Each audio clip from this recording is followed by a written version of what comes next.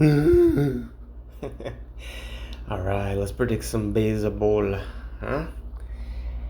July 25th. I thought it was the 26th for the first couple hours of the day. July 26th, 24 season. So it should be noted I hit a skid. Obviously wasn't too proud of that, so didn't make any vids right after the All-Star break, and it was just so damn silly. You know, those things in life, it's like you tell yourself, don't do this, be disciplined, and then I'm still kind of fleshing out, you know, in what different circumstances my model produces good results. And I just can't deny you have to ignore the first week, ideally 2 weeks of the season, obviously no spring training, and you have to the All-Star break just messes things up, you know. Just all these ideas creep in. Like, I saw starting pitchers and I was like, oh, well, this guy pitched in the All-Star game, maybe that keeps him in a groove and in the routine of the games. But no, it's just, you get into this silly thing. Anyways, so hit a little bit of a snag, but here we are, 26. We're about everybody's played, you know, 6-7 games at this point after the All-Star break. So we're back in the groove, the flow of the game. We're back in the flow of the game, of this great game of baseball. Baseball been very good to me. So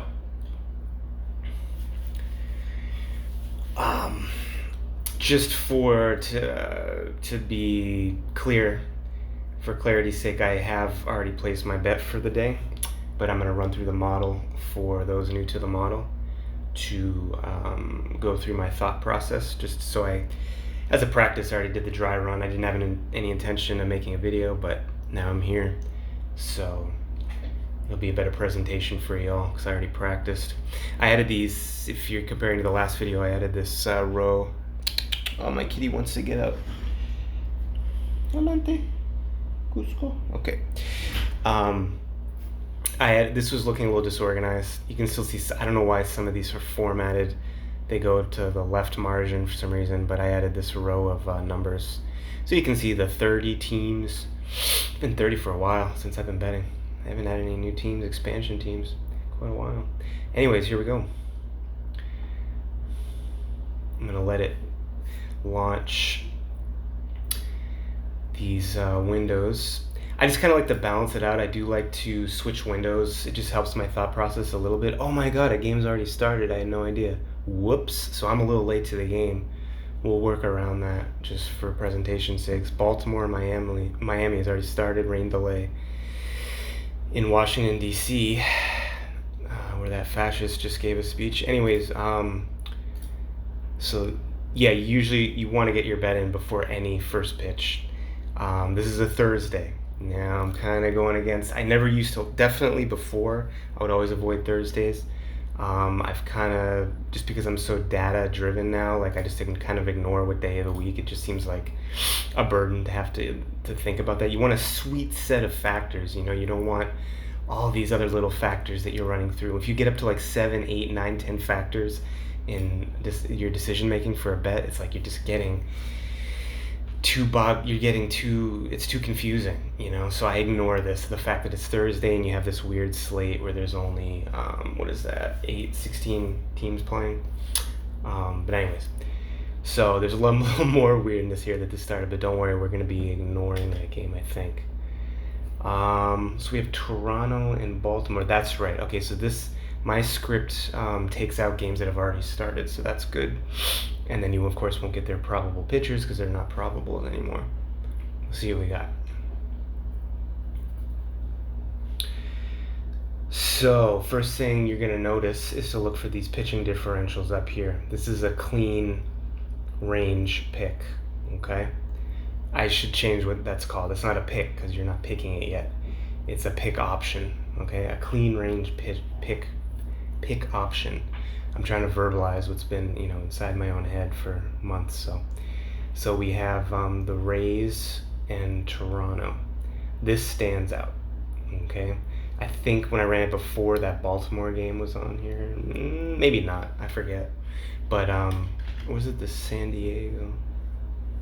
What was this? I thought there was a third game. I don't know. Anyways, so that stands out, this 2 differential. So we'll look into that a little more deeper. We're just kind of giving a cursory look. This guy is not in here. Who's pitching for Toronto that they're not showing up? So let's give a look at the pre-probable for Toronto. Chris Bassett.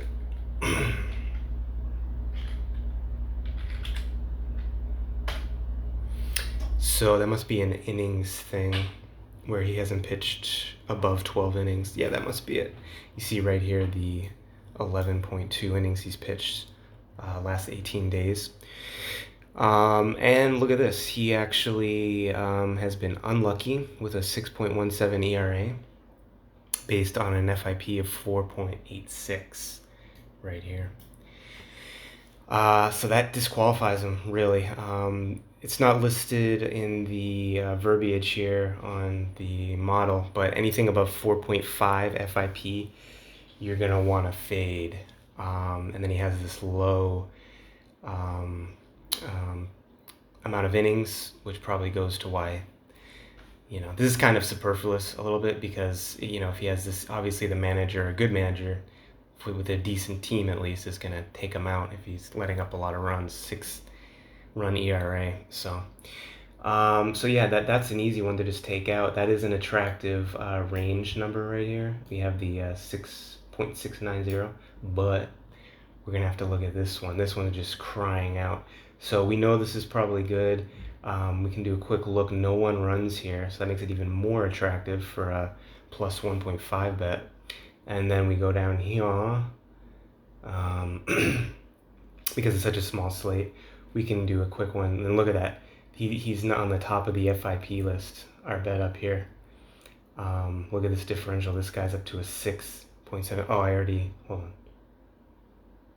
Oh, wait, they're facing each other. Oh, my God, I didn't realize that. You know what? Wow, I thought I programmed into this to eliminate teams facing each other that are both on the range, but it'll be an experiment. I don't have any hard data on that, so this is going to be an experiment to see. I just did that sort of logically, like anybody in this range of team OPS, if you have other options, it's probably better, right? But we don't really have any other better options because look,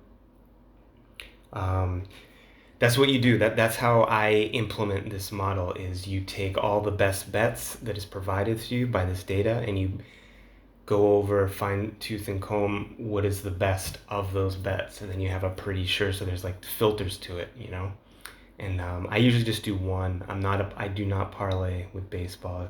That's a football thing for me. For anyone who has any betting sense, I just don't do it. Maybe one day when I'm like really, if I have like over a 75% win percentage on my bets, maybe I would think about doing that, but otherwise, no. So, yeah, so we see him here. We have Cleveland, 2.54, another guy with a 0 ERA. So I wouldn't even look at that because this guy's only pitched 1-2 innings. Yeah, see, I'm getting the FIP data from 2 different sources. This gets it from up here. I forget why I did that. There's some reason, but I might have to fine tune that in my script. And then Scherzer, he's been an ace. I love Scherzer just as an MLB fan, but he's not looking good. He's a true 5 ERA guy, and he had that energy. That's sad because he's about my age. He can't compete anymore. He looks like he's not competing. I wonder if he won his games, but and then who is Texas facing? Let's check it out. Chicago White Sox. That might be a nice peripheral one, but this just looks so good. No weather issues.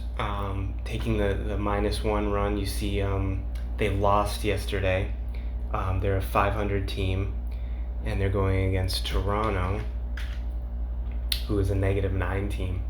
So they have them beat on that. And wow, look at this, 8 stolen bases, which is a nice little indicator that they're trying, they're being aggressive. And it's like if you have that mixed with a loss yesterday where they only had 3 runs and they're in this range for the team OPS, I mean, that's a pretty certain bet. This is double plays last 3 games, so the fielding is there. You want to see this. You want to see something on there. You don't want to see 0.33 is a little low, but you at least want to see, this is like the bare minimum. I would like to see a 1.0 is really nice, but they got these stolen bases here. Let's check out stolen bases in the league real quick. A lot of 8s, so they may be topping out on stolen bases, but let's see if we can get, you see that, oh, Cincinnati has 9. They're probably just a good base stealing team, but you see this get up into the double digits, 10 stolen bases last 4 games, so I think they could grow even more here. So this just looks like a great, by the way, the guy's name is Taj Bradley, and he's going to escape the attention of a lot of bettors today. I looked him up.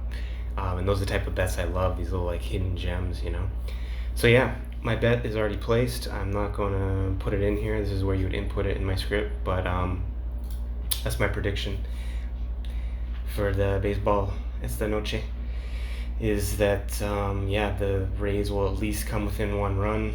They have no 1-run games here. Toronto must have had 1 in their previous series, but not against the Rays.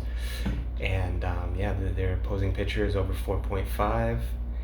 He's been pretty unlucky. I think can continue that. And there you go. Tampa Bay Rays for tonight.